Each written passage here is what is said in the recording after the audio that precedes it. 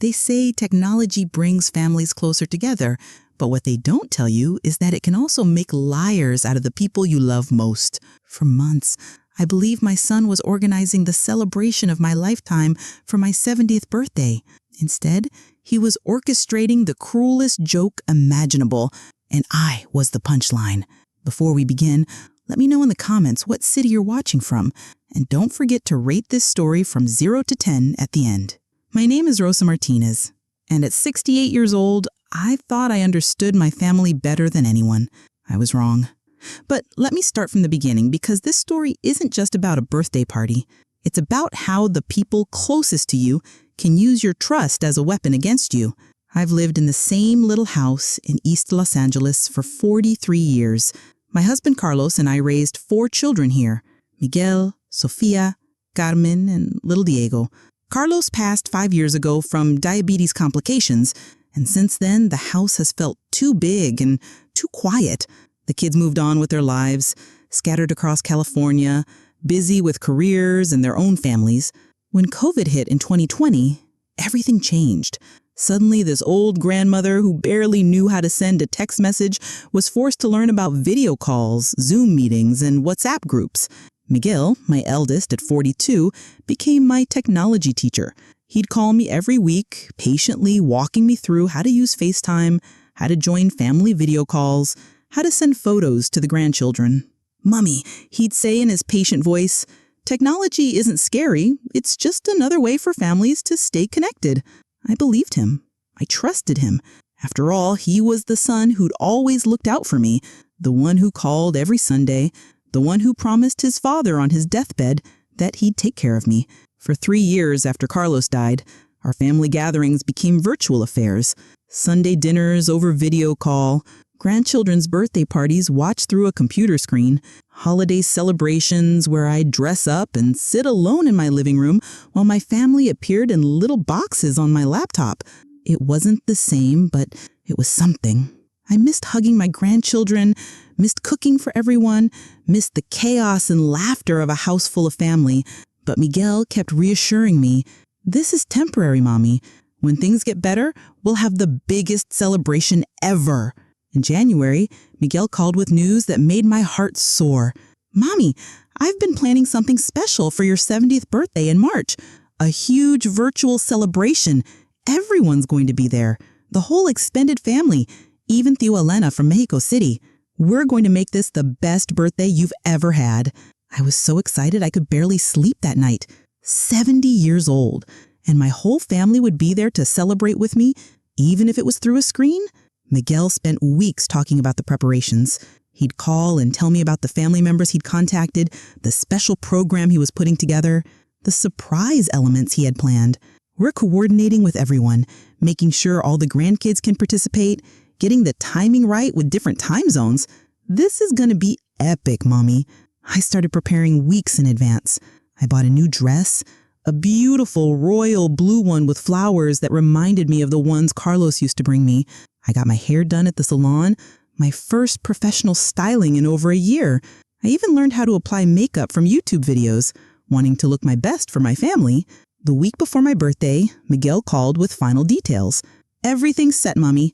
Sunday at 6 p.m. sharp. Just open your laptop, click the link I'll send you, and get ready for the surprise of your life. Trust me, you're going to love this." I trusted him completely. Why wouldn't I? This was my son, my firstborn, the one who'd spent months teaching me about technology so we could stay connected as a family. On Sunday morning, March 15th, I woke up with butterflies in my stomach. I spent the entire day preparing, cooking my favorite foods, even though I'd be eating alone, decorating the living room with streamers and balloons, setting up the laptop at just the right angle so the camera would capture me and the festive background. At 5:45 p.m., I was ready. I sat in front of the laptop in my new dress, makeup perfect, hairstyled, wearing the pearl necklace Carlos had given me for our 25th anniversary. The house smelled like fresh flowers and tamales. I'd never felt more excited for a birthday celebration. At exactly 6 p.m., I clicked on Miguel's link and waited for my family to appear on screen. The computer showed "connecting to meeting" for what felt like an eternity. Then suddenly, There was Miguel's face.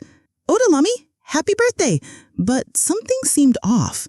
The video quality was strange, and he wasn't looking directly at the camera.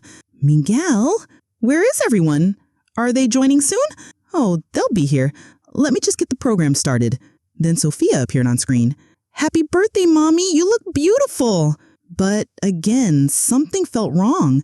She seemed to be looking past the camera, and her voice had an odd quality to it. One by one, my children and grandchildren appeared, each wishing me happy birthday with big smiles and loving words. But as the minutes ticked by, I noticed something that made my stomach drop. None of them were responding to my questions. When I asked my granddaughter about school, she just kept smiling and talking about how much she loved me. When I tried to show Diego my new dress, he didn't seem to see me at all. That's when I realized the horrible truth.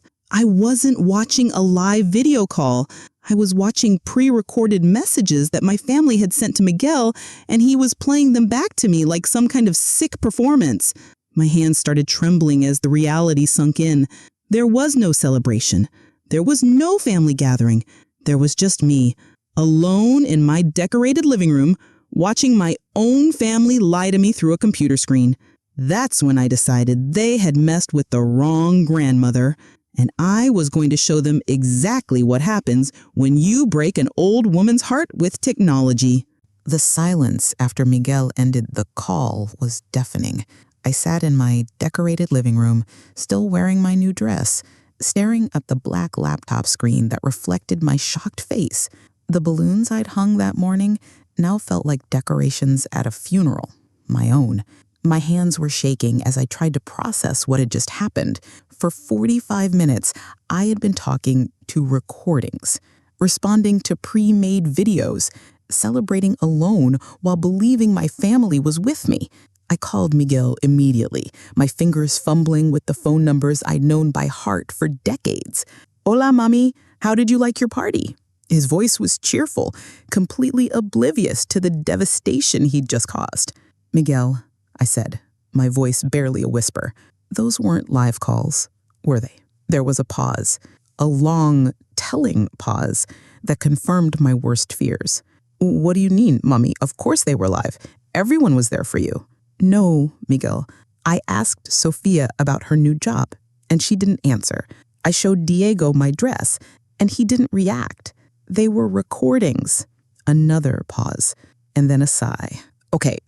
Look, Mommy, not everyone could make it at the exact same time. Different schedules, you know? So I collected some video messages and put them together for you. Same difference, right? Same difference. Those words hit me like a slap across the face. My son had just reduced my 70th birthday celebration to same difference. Where were you, Miguel? Where were Sophia and Carmen and Diego? What were you all doing while I sat here alone talking to a computer screen? Mommy, don't be dramatic. We celebrated you. Everyone made those videos specifically for your birthday. That's love, isn't it? Love? I stood up, pacing around my empty living room. Love would have been showing up. Love would have been actually being there with me on my 70th birthday. Times are different now, Mommy. This is how families celebrate. Virtual is the new normal. Miguel, the pandemic ended 2 years ago. Your sister Carmen posted pictures on Facebook last week of her book club meeting in person. Your brother Diego just went to a wedding with 200 people. Don't tell me virtual is the only option. I could hear him getting frustrated. Look, we're all busy, okay? We have our own lives, our own responsibilities. At least we made the effort to send you messages. That word, effort, stung worse than all the rest. Recording a 30-second video on their phones whenever convenient was their idea of effort for their mother's 70th birthday? After I hung up, I sat in my kitchen and cried. Not the gentle tears of disappointment, but the ugly, body-shaking sobs of someone who just realized she'd been fooling herself for years. All those virtual Sunday dinners, all those video call holidays, all the times I'd felt grateful for technology keeping us connected, how many of those had been real? The next morning, I called my neighbor, Esperanza. She's 75, been my friend for 30 years, and has no patience for anyone's nonsense. Ay, Rosa, when I told her the whole story. You need to learn about this technology yourself. These kids think we're too old and stupid to figure out what they're doing. But I don't understand any of it, Esperanza. Miguel taught me just enough to join calls and send basic messages. That's the problem, mija. He taught you just enough to be useful to him, but not enough to catch his lies.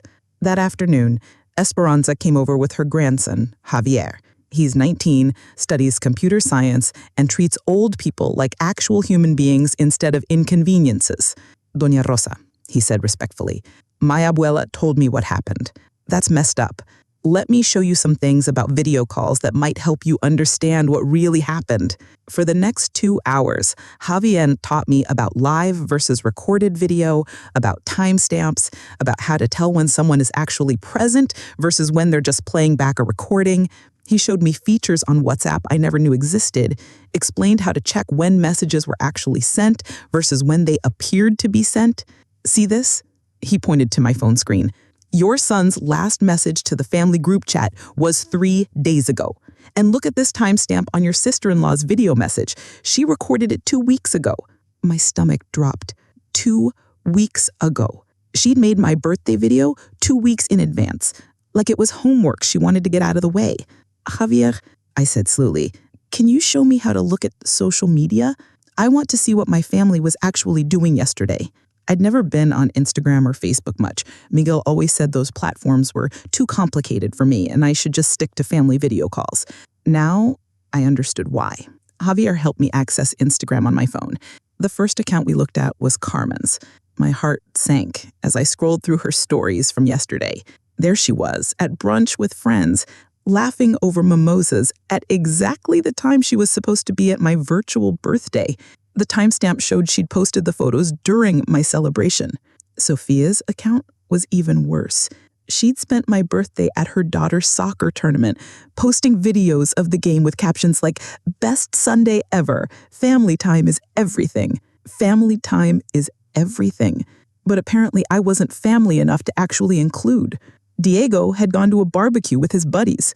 His Instagram story showed him grilling meat and playing cards, posting photos every hour throughout the afternoon and evening. And Miguel had taken his wife and kids to the beach. Photo after photo of them building sandcastles, playing volleyball, enjoying what looked like a perfect family day. At 6 p.m., exactly when my fake party started, he posted a photo of himself holding a beer with the caption, "Living my best life." I stared at that photo for a long time.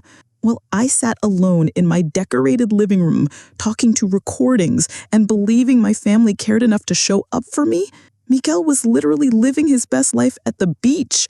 Doña Rosa, Javier said gently, I'm really sorry. This isn't okay. I looked up at this kind young man who'd spent his Sunday afternoon helping an old woman understand technology. And then I looked at the photos of my children living their lives without giving me a second thought. Javier, I said, my voice steady for the first time in days, can you teach me how to make videos? Real ones, he smiled.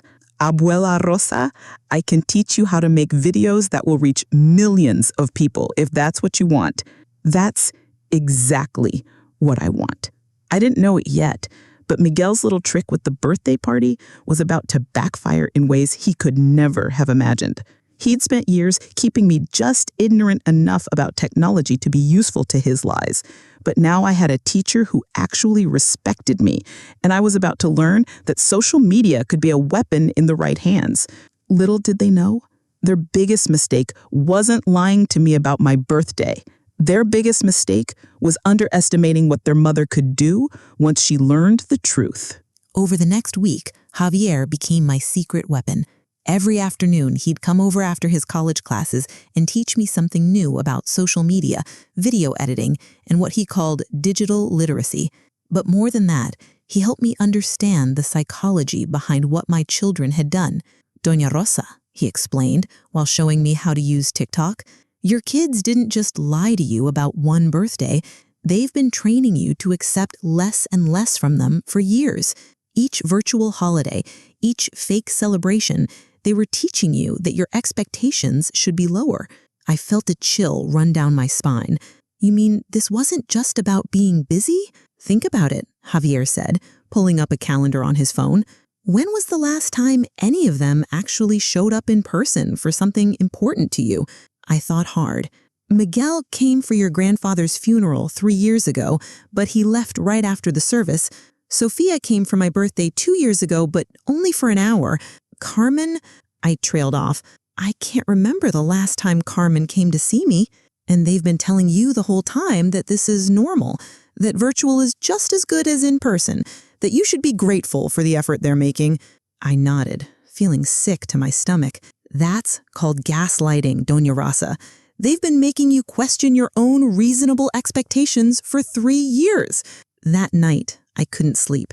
I kept thinking about all the virtual holidays, all the times I'd felt disappointed but pushed those feelings down because Miguel told me I should be grateful. All the times I'd wondered if I was asking for too much, if I was being selfish for wanting my children to actually visit. The next morning, I made a decision. I was going to create my own social media presence, and I was going to tell my story. Not for revenge, at least not at first. I genuinely wanted to understand if other older people were going through the same thing. Javier helped me set up accounts on TikTok, Instagram, and Facebook. We chose the username at Rosa Respectos, respect in Spanish, because that's what this was really about. What do you want your first video to be about?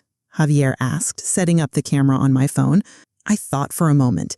I want to ask other abuelas if their families do this to them, if they've been told that virtual celebrations are just as good as real ones. My first video was simple. I sat in my living room, still wearing the blue dress from my fake birthday party, and spoke directly to the camera. Hola, I'm Rosa, and I'm 68 years old. I want to ask other grandmothers something. Have your children convinced you that video calls are the same as visits? That recorded messages are the same as real conversations? Because my family just gave me a 70th birthday party that was entirely fake, and they thought I wouldn't notice. I went on to explain what had happened, keeping the details clear and simple. I ended by asking, is this happening to your families too, or is it just mine? We posted it on TikTok at 8 p.m. on a Thursday. Javier said evening posts got more engagement. By the next morning, the video had 50,000 views and over 500 comments. By noon, it had 200,000 views. By evening, it had gone viral with over 1 million views. The comments broke my heart and filled me with rage at the same time. My daughter hasn't visited me in 2 years, but sends me video messages every few months and acts like that's enough. My son did the same thing for my 75th birthday. I thought I was going crazy. They're all too busy for their mothers, but not too busy for their friends. This is elder abuse. They're isolating you and making you think it's normal. That last comment hit me like a lightning bolt. Elder abuse. I'd never thought of it that way, but that's exactly what this was. Not physical abuse, not financial abuse, but emotional abuse disguised as modern convenience. The video kept spreading. By the end of the week, I had 100,000 followers and media outlets were reaching out for interviews. Suddenly, everyone wanted to hear from the grandmother who had exposed how families use technology to avoid actually caring for their elderly. But the response that mattered most came on Sunday morning. Miguel called, and for the first time in years, his voice wasn't condescending or patient. It was angry. "Mommy, what is this video? Everyone at my work has seen it. My kids' friends are showing them videos of their grandmother calling their father a liar on the internet. Is that what I did, Miguel? Did I lie about anything? You're embarrassing the whole family. Take it down right now." No. The word came out so firmly, it surprised even me. "What do you mean, no?" "I mean, no. I won't take it down. Everything I said was true. You gave me a fake birthday party and then lied about it. If that embarrasses you, maybe you should think about why. Mommy, you don't understand how social media works. This could ruin my reputation." "Miguel, you don't understand how families work. This could have ruined our relationship, but you didn't seem to care about that." I could hear him breathing heavily. "If you don't take this video down by tonight, there are going to be consequences." "What kind of consequences?" "You'll see." He hung up. I immediately called Javier. Miguel is threatening me. What should I do? Doña Rosa, document everything. Screenshot the call log, record any messages he sends, and maybe make another video. People need to know that when you speak up about this kind of treatment, the family doesn't apologize, they retaliate. That evening, I made my second video. This time, I wasn't just asking questions, I was sharing resources. Hola, it's Rosa again. After my last video, I learned that what my family did to me has a name, emotional abuse. And I learned that when you speak up about abuse, the abusers don't apologize. They get angry and try to silence you. I went on to share websites for elder abuse resources, support groups for isolated seniors, and tips for other grandparents to recognize when their families were manipulating them. This video got even more views than the first one, but more importantly, it connected me with thousands of other older people who'd been going through the same thing in silence. I was no longer just Rosa Martinez, the lonely grandmother who had been fooled by her son's fake birthday party. I was Rosa Respetos, advocate for seniors who refuse to accept crumbs from their families and call it love. But what happened next made them realize their biggest mistake wasn't lying to me about my birthday. It was thinking I'd stay quiet about it once I learned the truth. Miguel's promised consequences came faster than I expected. On Monday morning, I woke up to 17 missed calls from various family members. Not concerned calls asking if I was okay. Angry calls demanding I stop this nonsense. The first voicemail was from Sophia. Mommy, my boss saw your video. I work in healthcare. I can't have people thinking I abuse my mother. Take it down now. Carmen's message was even more hostile. This is insane, Mommy.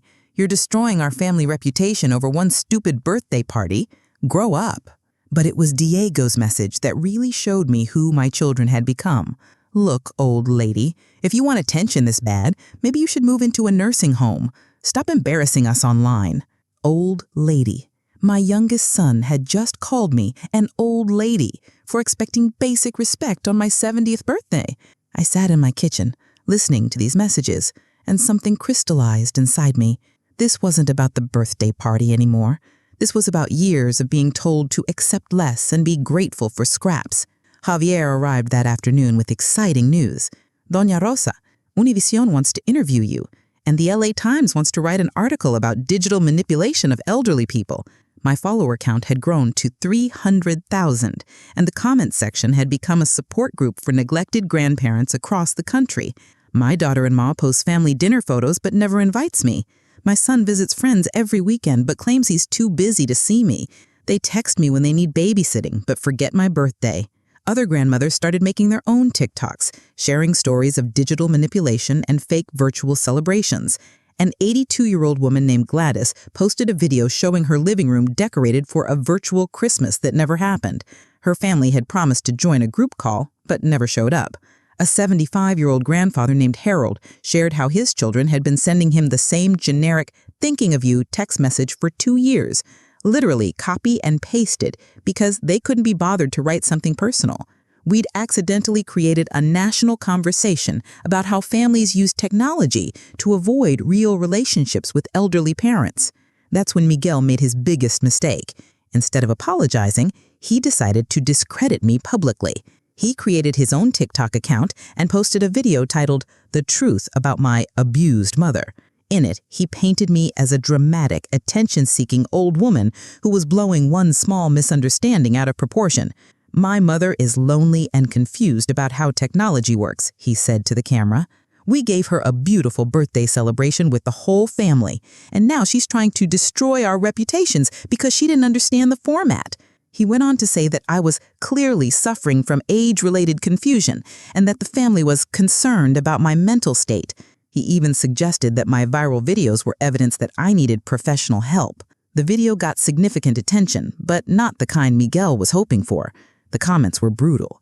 Gaslighting your own mother on social media? Disgusting. This just proves everything she said was true. If this is how you treat her publicly, imagine what you do privately. The audacity to call her confused when you lied to her. But Miguel wasn't done. He convinced Sophia and Carmen to make their own response videos. each trying to control the narrative. Sophia posted a tearful video about how much she loved me and how hurt she was by my accusations. Carmen shared a compilation of old family photos with a voiceover about how they'd always been there for me. Diego went the furthest, posting a video tour of his house where he pointed to a guest room and said, "This room is always available for my mother, but she chooses to live alone and complain about being lonely instead of accepting help." The problem was, I'd never been offered that room. In fact, Diego had specifically told me 2 years ago that his wife didn't want older people staying in their house because it would disrupt their routine. Their coordinated response backfired spectacularly. People could see through their manipulation tactics. My follower count jumped to 500,000 overnight, and the hashtag Team Rosa started trending. Major news outlets picked up the story. The Today Show called for an interview. AARP featured my story in their magazine. Suddenly, I wasn't just a grandmother telling her story. I was the face of a movement about digital elder abuse. But the response that shocked me most came from my own community. My neighbor Esperanza knocked on my door with tears in her eyes. "Rosa, mija, I owe you an apology. My own children have been doing this to me for years and I thought it was normal. I thought I was being too needy. Your videos helped me realize I deserve better." She wasn't the only one. Seniors from my neighborhood started reaching out, sharing their own stories of children who use technology to create the illusion of care while providing none of the actual emotional support. The movement was growing beyond social media. Local senior centers started hosting workshops on digital literacy and recognizing emotional manipulation. Churches began discussion groups for older adults dealing with neglectful families. Miguel's attempt to silence me had only amplified my voice. But what happened next made them realize their biggest mistake wasn't lying to me about my birthday. It was thinking I'd stay quiet about it once I learned the truth. The interview requests were overwhelming. Good Morning America, CNN, The View, everyone wanted to hear from the grandmother who'd exposed her family's lies on social media. But I chose carefully, accepting only interviews that focused on the broader issue of digital elder abuse, rather than sensationalizing my personal drama. My appearance on the Today Show was a turning point. Hoda Kotb asked me directly, "Rosa, what do you want people to understand about what happened to you?" "I want families to understand that technology should connect us, not replace us," I said, looking directly into the camera. "And I want other grandparents to know they're not asking for too much when they want real relationships with their children." The interview generated millions of views and thousands more followers.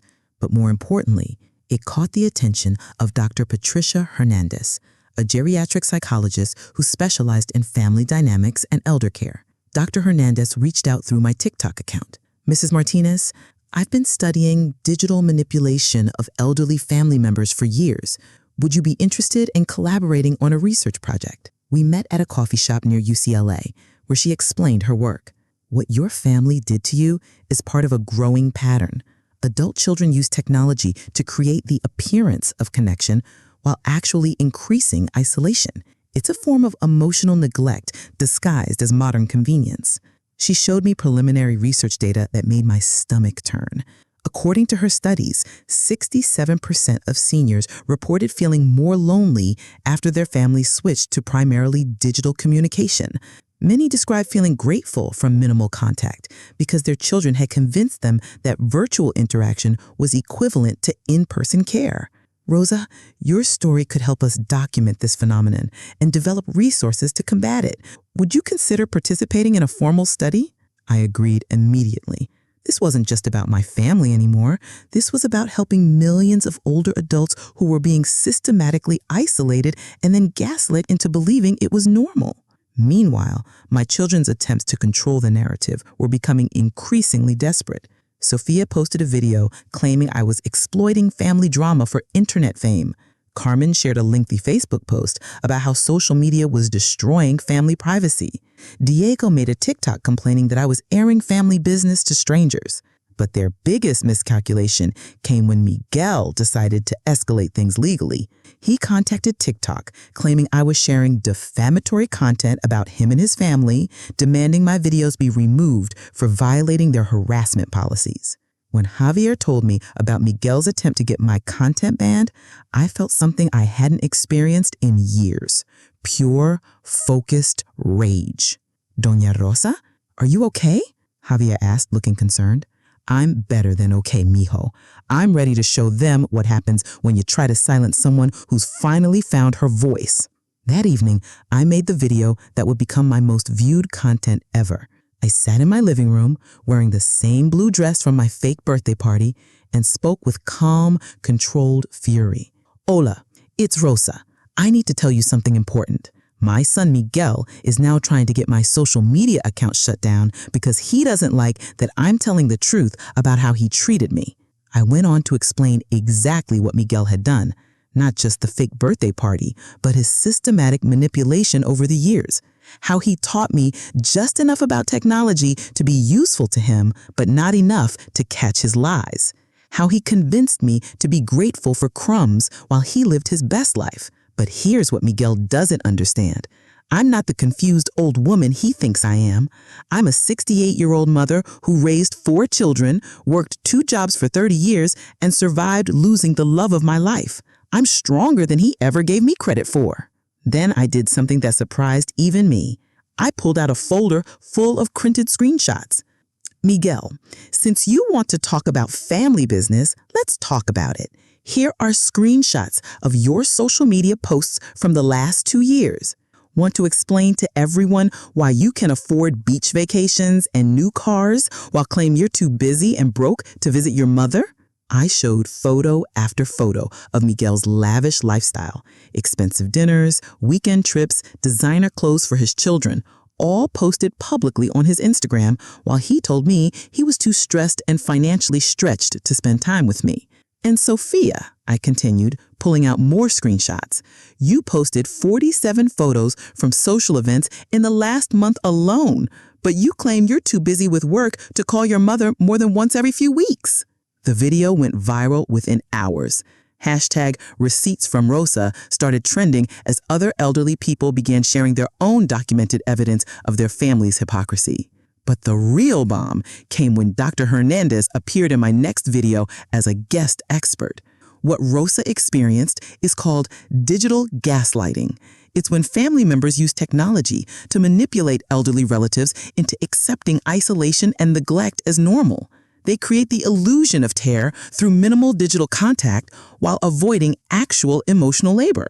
She went on to share statistics from her research that shocked even me. Elderly people whose families primarily communicate through technology report 73% higher rates of depression and anxiety compared to those with regular in-person contact. Yet their adult children often believe they're being caring and connected. The interview exploded across social media. Geriatricians, psychologists, and social workers began sharing it as educational content. My follower count hit 1 million. Miguel's response was swift and predictably narcissistic. He posted a video claiming I was mentally ill and being manipulated by internet strangers to attack my own family. He suggested I needed psychiatric evaluation and shouldn't be allowed to make my own social media decisions. That video was his fatal mistake. The comments were savage. Did this man just suggest his mother is too crazy to speak for herself? This is elder abuse in real time.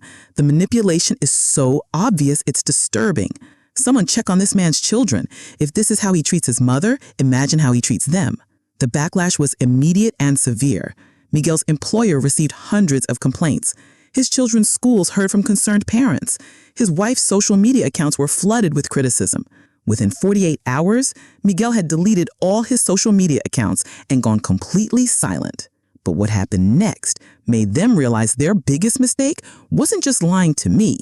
It was thinking they could intimidate me into silence once I'd found my power.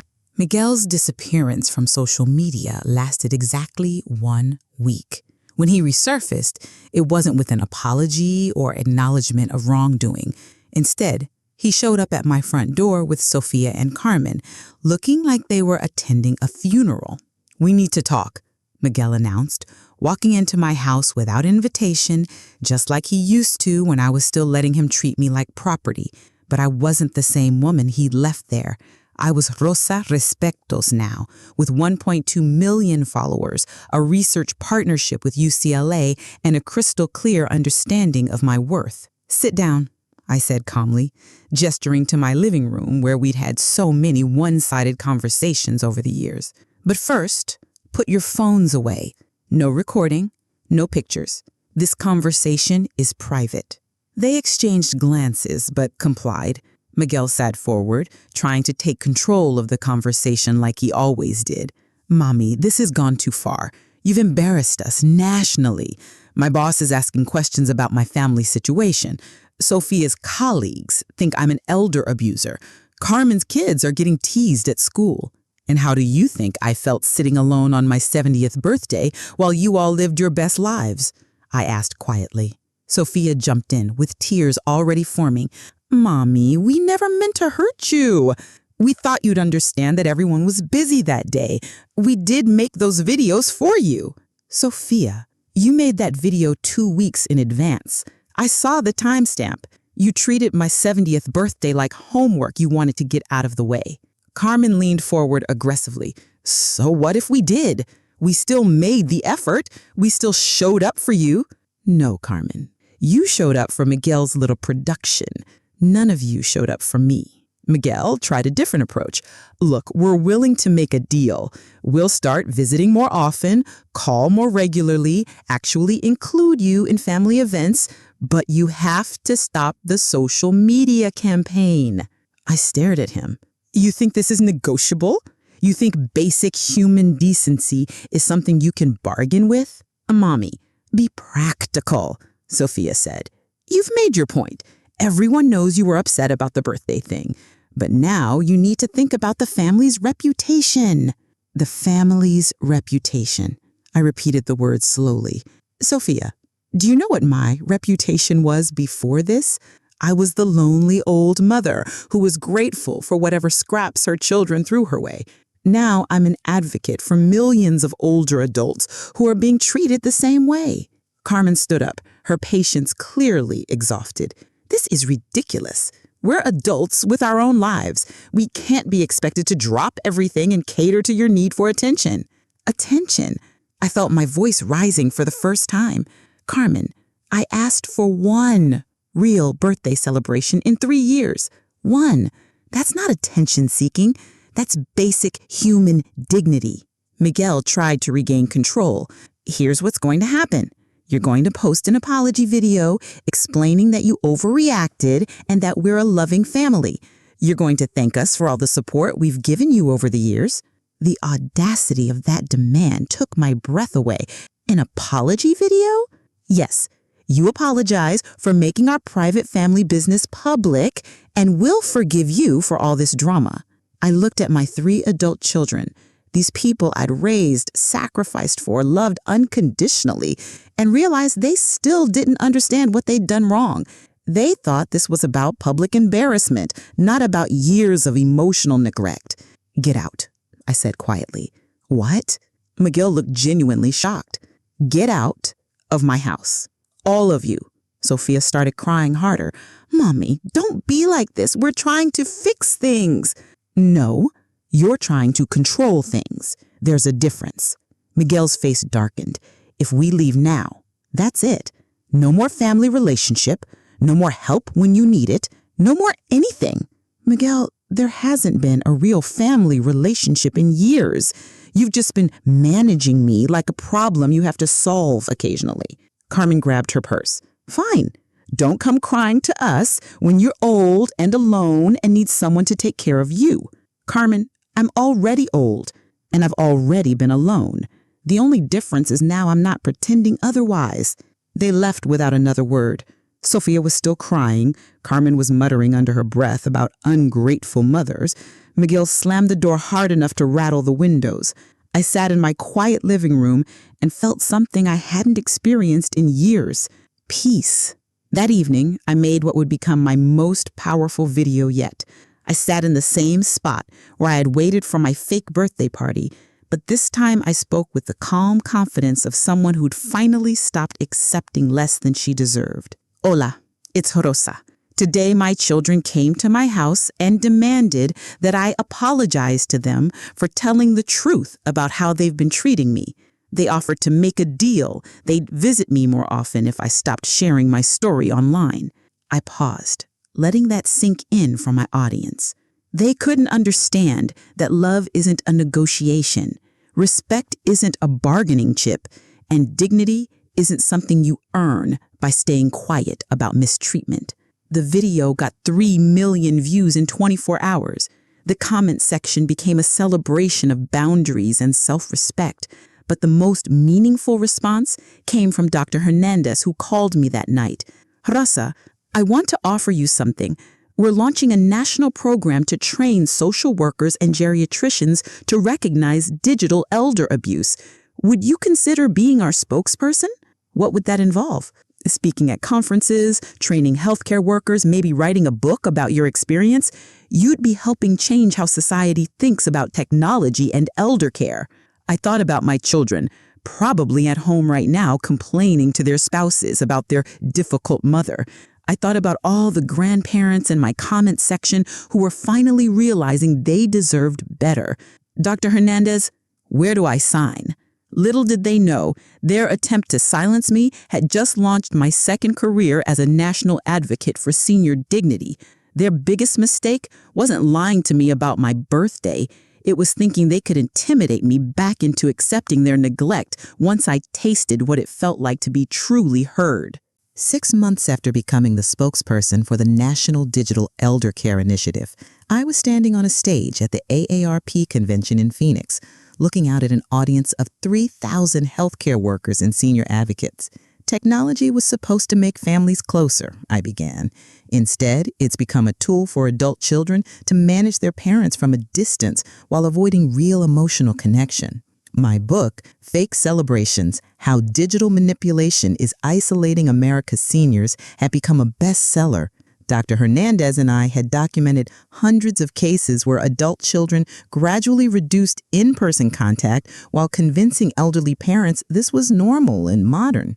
The most heartbreaking cases involved grandparents excluded from family gatherings but told it was due to space limitations, while social media showed the same families making room for friends and neighbors. After my speech, a young social worker approached with tears in her eyes. I've seen this pattern constantly, but families get defensive when I suggest increasing in-person contact. That's exactly the problem, I replied.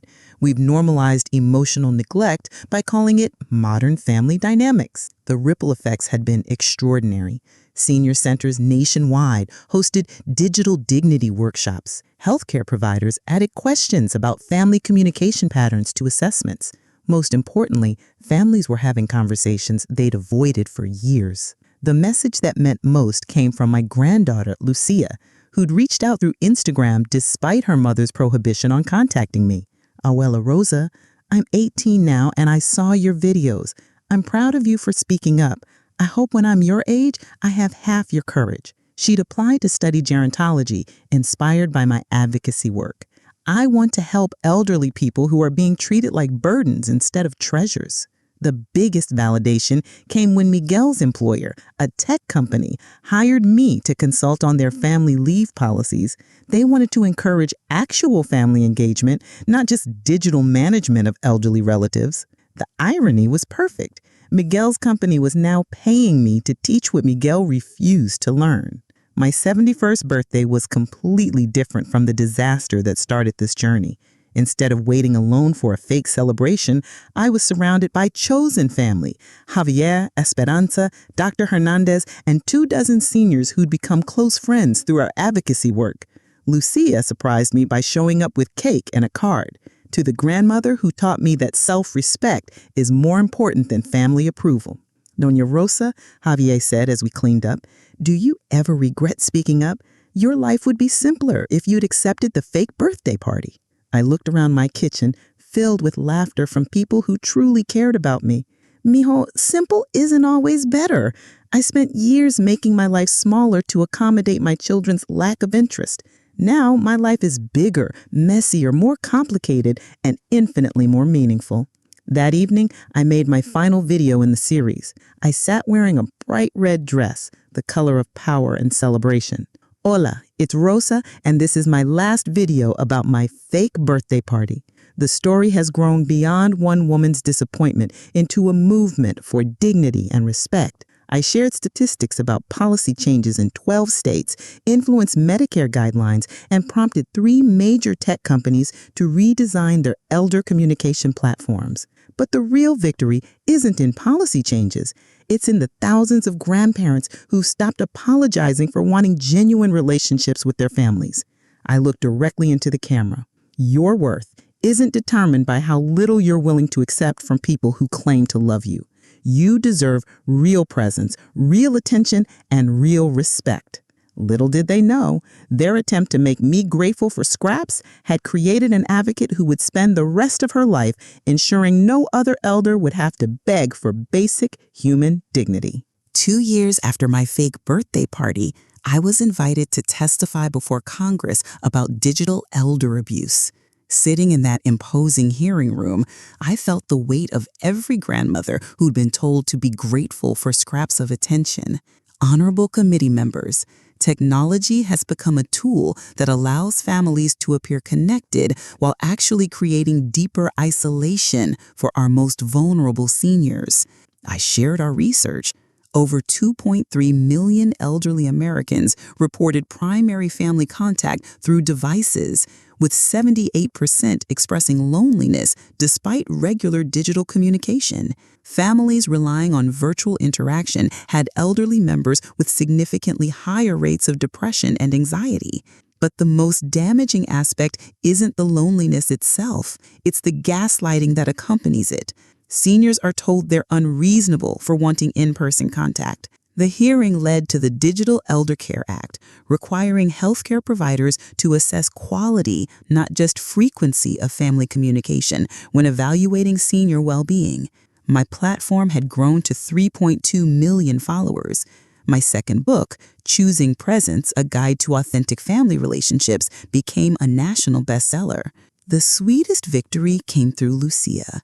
Now studying gerontology, she'd become an activist speaking at universities about ageism and family responsibility. She visited me regularly, real visits, not virtual ones. Abuela Rosa, my mom finally admitted what they did was wrong. She's too proud to apologize directly, but she told my dad that watching your success made her realize how much they underestimated you. And Miguel? Uncle Miguel is struggling. His marriage has problems because his wife saw how he treated you. He lost a promotion because his boss felt he lacked integrity after the social media situation. Actions have consequences, even for adult children who think they can manipulate elderly parents without repercussions. There's something else, Lucia continued. Uncle Miguel has been asking if you'd be open to reconciliation. I considered carefully. What do you think? I think he's learned that public humiliation feels terrible, but I'm not sure he's learned that emotional abuse feels terrible too. If he wants reconciliation, he knows where to find me, but I'm not chasing anyone anymore. That evening, I made my final video, a reflection on my transformation. Hola, it's Rosa. I want to tell you where I am now. 2 years after my fake birthday party changed everything. I looked around my living room, filled with awards, photos from speaking engagements, and cards from elderly people who'd found their voices through my advocacy. I'm 70 years old now, really 70, not fake celebration 70. Instead of waiting for family that didn't show up, I celebrated with chosen family who truly value my presence. I shared updates about legislation, research programs, and thousands of seniors who learned to advocate for themselves. But the most important thing I learned, your value isn't determined by how willing you are to accept mistreatment from people who claim to love you. 6 months later, Miguel reached out with a simple text, "Mommy, can I come see you? I have a lot to apologize for." When he arrived, he looked humbled, genuinely remorseful. I was wrong about everything. The birthday party, how I treated you for years, trying to silence you. I was completely wrong.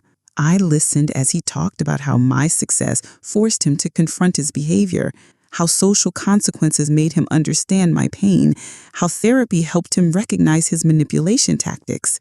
I don't expect forgiveness. I just wanted you to know I finally understand what I did to you, and I'm sorry. Looking at my son, this middle-aged man who'd finally learned his mother was worthy of respect, I felt peace. Miguel, I forgive you, but forgiveness doesn't mean forgetting, and it doesn't mean going back to how things were. If you want a relationship with me, it has to be built on genuine respect, not convenience. He nodded, tears in his eyes.